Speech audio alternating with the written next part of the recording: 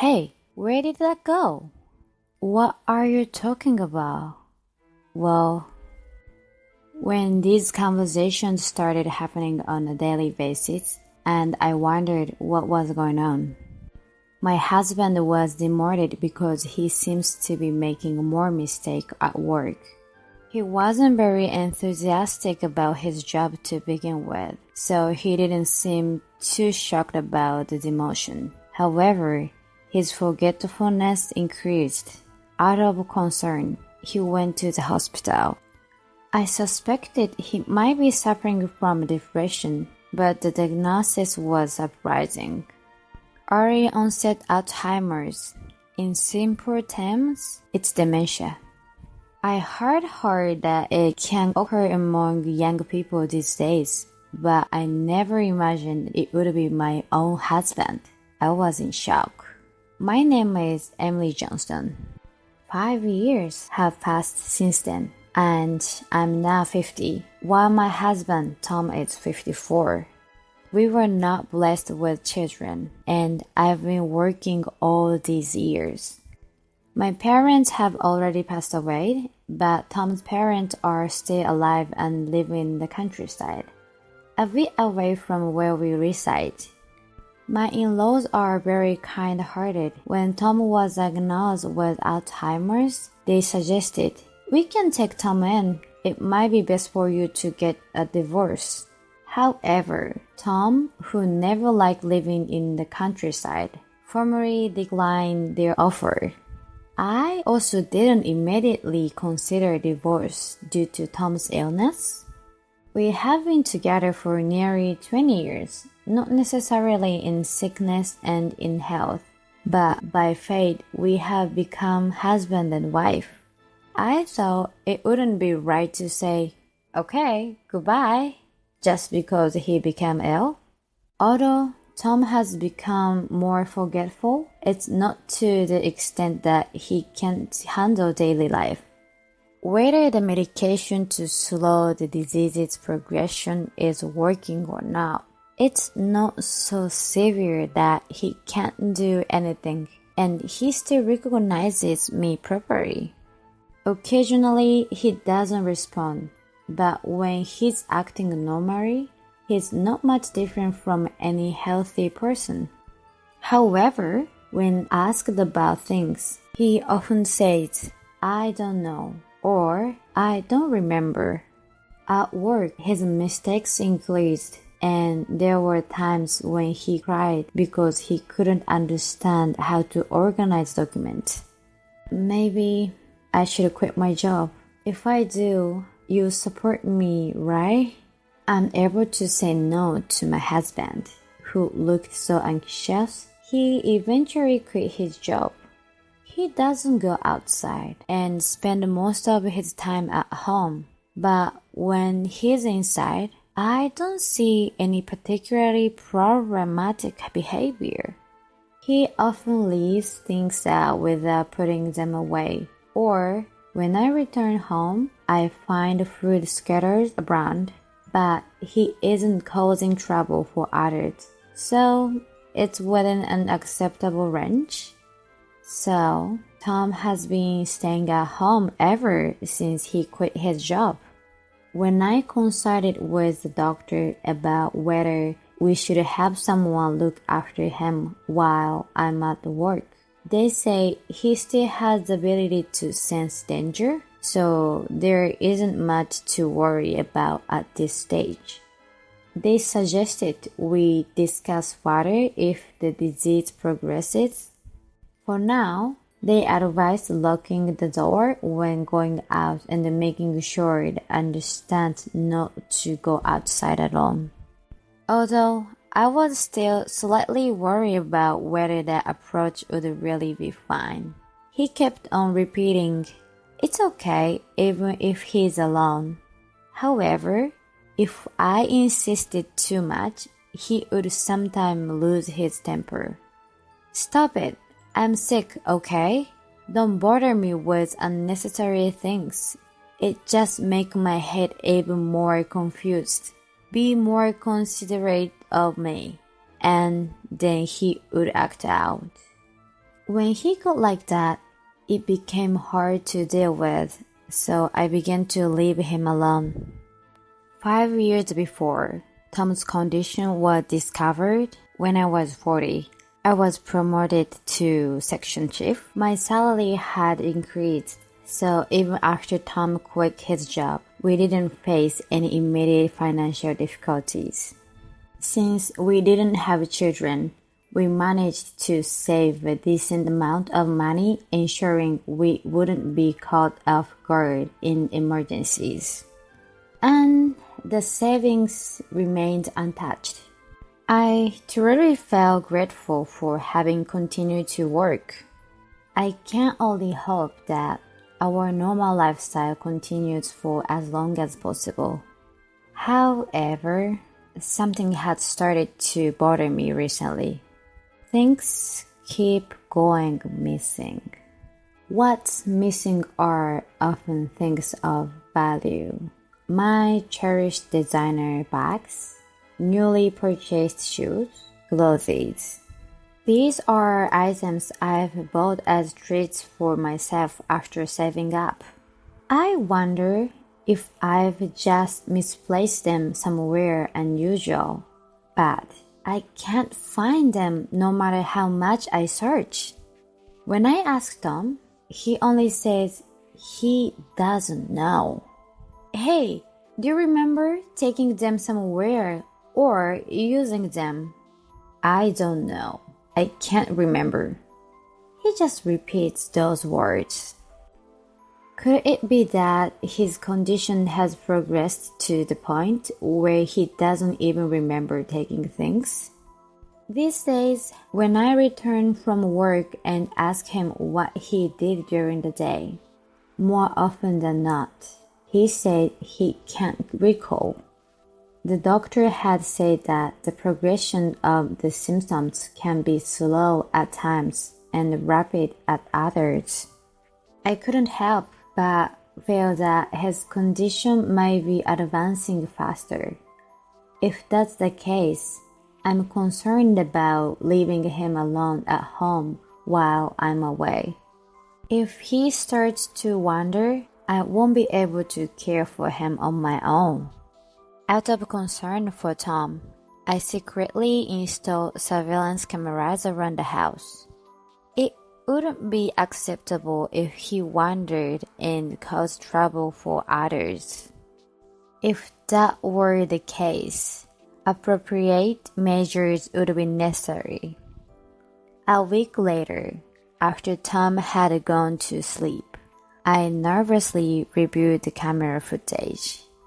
But what I saw surpassed all my expectations, leaving me in shock. I never imagined it would be something like this. Tom had brought a woman into our home. Over the past 5 years, Tom and I had barely held any proper conversations. He'd always responded vaguely to my questions, but in the video, he was conversing normally without any hindrance. He didn't seem like someone suffering from dementia at all. And when I saw the face of the woman he brought in, I was even more stunned. It was the female doctor who had diagnosed Tom with dementia. Come to think of it, the hospital we visited was the one handling the medical checkups for Tom's company. Does this mean that the husband and this woman doctor are doing psyche play? Was the dementia diagnosis nothing but a blatant lie? Are you sure she hasn't noticed at all? Not at all. Dementia is such a convenient illness to fake. I don't have to work. And if there's something I don't want to remember, I just say, I forgot. You're such a bad man, making your wife work while you relax at home and even bringing your lover over. Wasn't it you who suggested this? When I said I was tired of working and wanted to quit my job, you mentioned there was a good way out. I never thought it would work out this well though. The video showed the female doctor laughing and closing her leg next to Tom. My wife is just too tricky. I don't know if she became a section chief or what, but her salary keeps rising above mine. I'm sure she looks down on me. But thanks to her, you get to live like this, don't you? Well, yeah, she's like my ATM. I need her to keep working hard for me. You said she was like a housekeeper the other day. A housekeeper who's also my ATM. I finally understood what it meant to feel completely blank inside. The words coming from the screen kept swirling in my head over and over again. Oh, and you need to cut back a bit on taking things out of the house. My wife says things are missing. You can just say you took them and forgot about it. With your condition, saying you forgot will always work. Well, you're right. There is no other illness as convenient as this. I won't have to work for the rest of my life with this excuse. So, that was what was happening. What was I, who never adopted and wanted to support him? For 5 long years, I worked diligently without knowing anything, doing all the housework. I wondered what I had been striving for. I felt foolish, and it felt as if all the strength was draining from my body. For some reason, laughter bubbled up unexpectedly. I thought maybe I had gone mad. A mix of anger, sadness, regret, and despair overwhelmed me. But the despair didn't end there. I checked my bank balance, and it was 0. All the fixed deposits that we had been saving since our marriage were withdrawn. I felt a loss so profound it seemed like the end of the world. I felt numb, devoid of any emotion. As dawn broke, my husband woke up, acting as if nothing had happened. The moment I saw him, a rage so intense it felt as if my gut were boiling overfilled the void inside me. What's for breakfast? I was overcome with an urge to grab him by the collar and relate him, but I swallowed that impulse and headed in. My husband still doesn't know that I'm aware of the truth. Merely confronting him with the truth and getting an apology won't be enough. However, I genuinely don't know what to do or how to proceed. But I thought, if I just got angry now, him laughing it off with so, you found out, huh? Would be totally intolerable. What are you planning to do today? Why this sudden question? You don't usually ask that. I've been wondering what you do at home every day. I wish I could walk like you, but with my condition, I don't want to be a burden to others. I envy you being able to work. I was astonished that he could utter such insincere words so effortlessly. Of course, there is the obvious fact of cheating, which can be used as a shield to claim alimony and divorce. But when I thought about the last 5 years, I was so frustrated and disappointed that I burst into tears. Someone capable of doing such things might just casually dismiss everything with, "I was just joking." Then he'd probably come up with irrational explanation and desperately try to defend himself. Days went by as I pondered what to do. Just seeing my husband's face made me feel nauseous, but I endured it. The camera remained installed. Thinking I was unaware, my husband continued to bring the female doctor into our house whenever I was out. Hey, did someone visit today? I feel like I smell a different person's scent. I'm not sure. Maybe someone did. Perhaps it was a salesperson. How are you feeling these days? You seem more energetic. Are you perhaps recovering? Not at all. Even I've noticed that I've become more forgetful lately. Once the symptoms start, it can't be cured, only slow down. The doctor said that, remember? Right, I remember. The female doctor was quite beautiful, wasn't she? Was she? I can't recall her face. In a way, I admire how he can maintain this act for so long. Out of desperation, and without telling my husband, I took the record footage to his parents. They've always been kind to me, but they are still his parents. I can't say I wasn't anxious. They might still side with their son, no matter what he's done. They might even suggest that it's because I, as his wife, am not good enough. They might say that by not understanding my husband's feelings of not wanting to go to the office to the extent of lying, I failed as a wife. Yet, I had no one else to talk to. If they blamed me, I decided I would just silently resign myself to divorce. I'm sorry to come so suddenly, father-in-law, mother-in-law. I have something I need to discuss. Oh dear, what happened? You look so worn out. What's going on? Mother-in-law, it's just... First, come inside. Are you hungry? Let me make something warm for you. I felt like bursting into tears at her word. My worries were unfounded. After seeing the footage of my husband and the female doctor's affair, my in-laws apologized to me on the spot.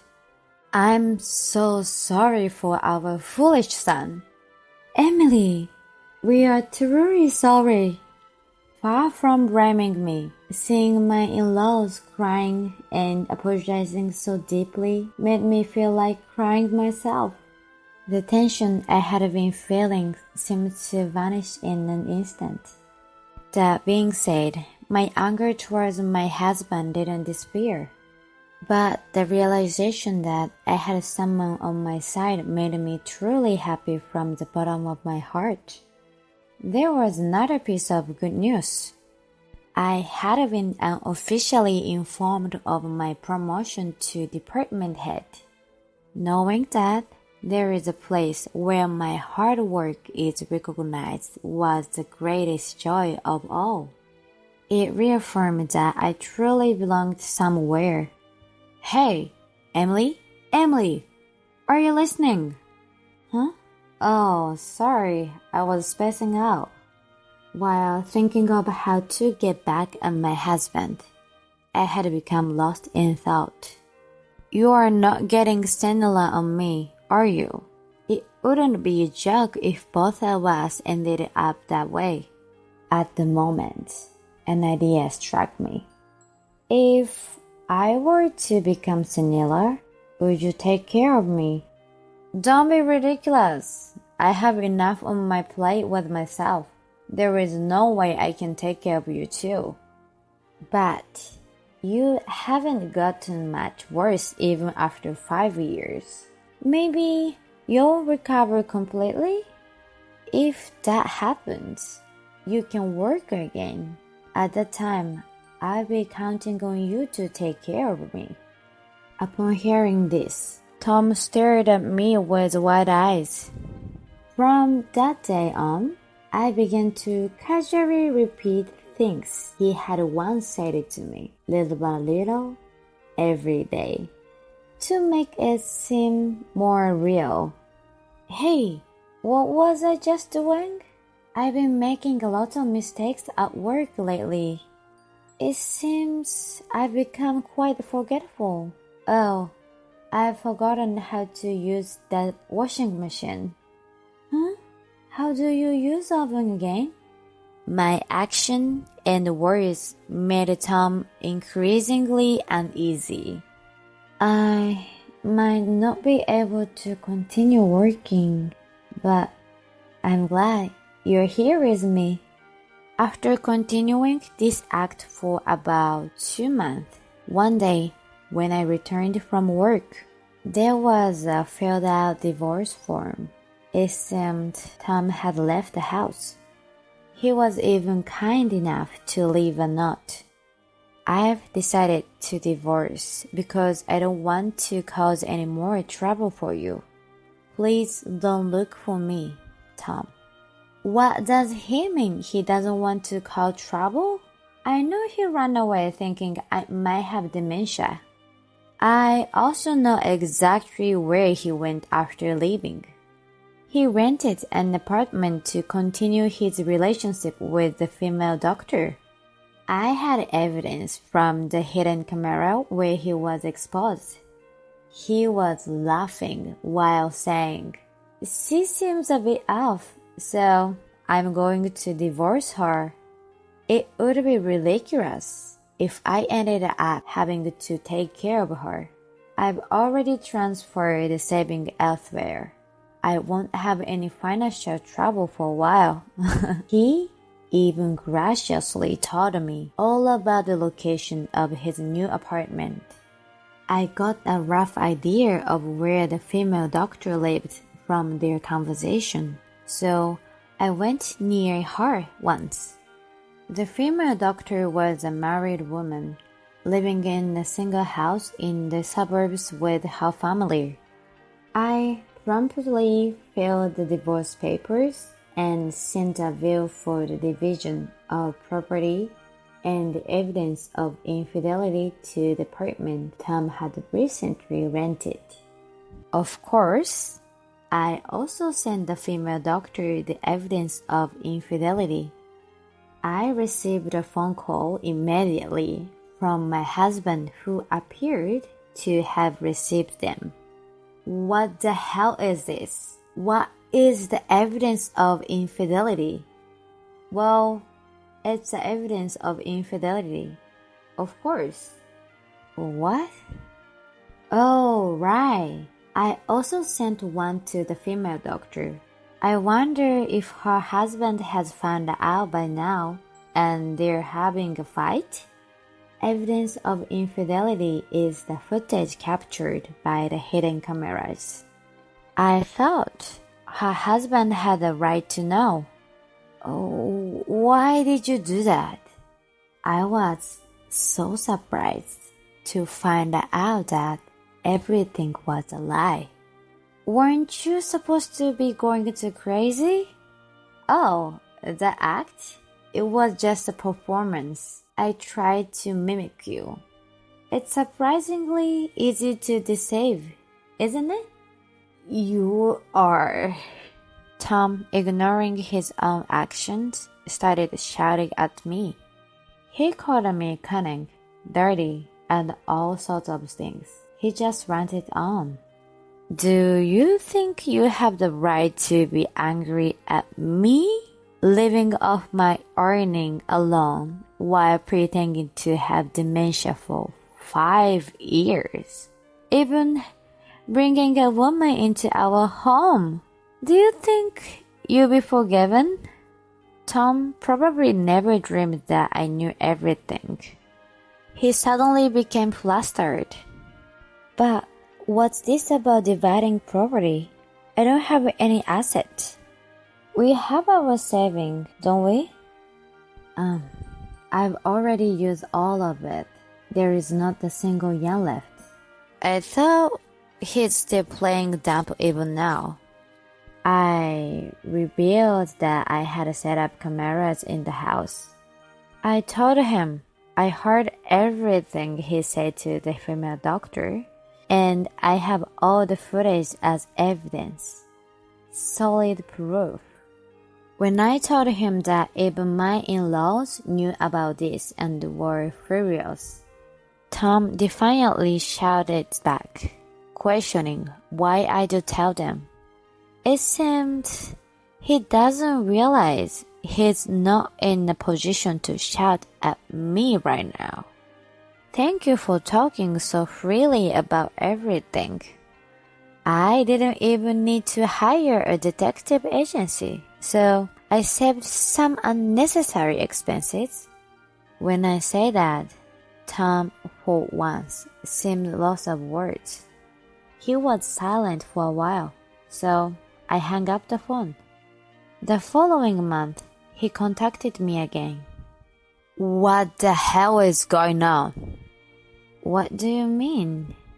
I just went to the apartment and they say you had already canceled an apartment contract. Which apartment are you talking about? The one we lived in, obviously. I never imagined he would return, especially since he was the one who left the divorce paper and left. When I told him that I had canceled an apartment contract soon after he left, he started to lose his temper, questioning why I made such a decision without informing him. The apartment had been in my name since my unemployed husband couldn't be the lessee. When he quit his job, the contract was transferred to my name. So whether I decided to cancel the contract or move somewhere else, it was entirely up to me. I bought a condo. I live there now. You bought now? I bought it with the saving I got back from my share of the property. It's a small condo, but it's my castle. Really? Then I'll come live there too. I wonder what kind of thought process led him to the conclusion. Don't you have a girlfriend? We broke up. She got caught cheating, got divorced, was shunned at the hospital, made a misdiagnosis, got sued by a patient, and she was asked for the division of property by her ex-husband. Now, she's drawing in debt. Oh, really? So, I've decided to get back together with you. So, I'm going to start over with you, and you're going to give me back the money we split, right? This is what you call unbearable. Is he seriously thinking I would accept such a proposal?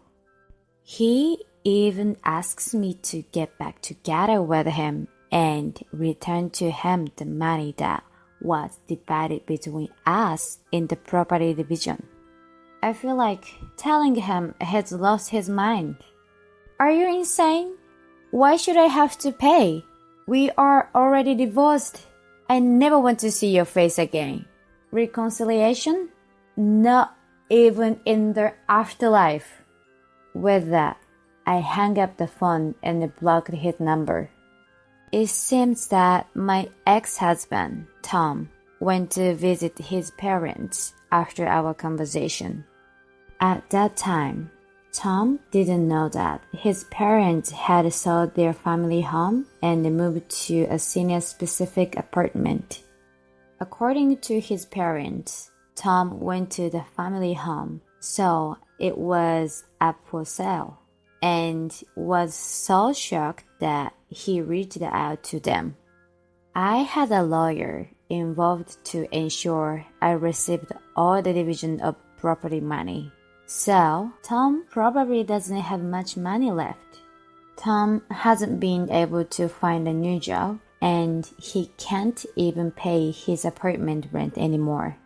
He was evicted, had nowhere to go, and probably turned to his parents' place for help.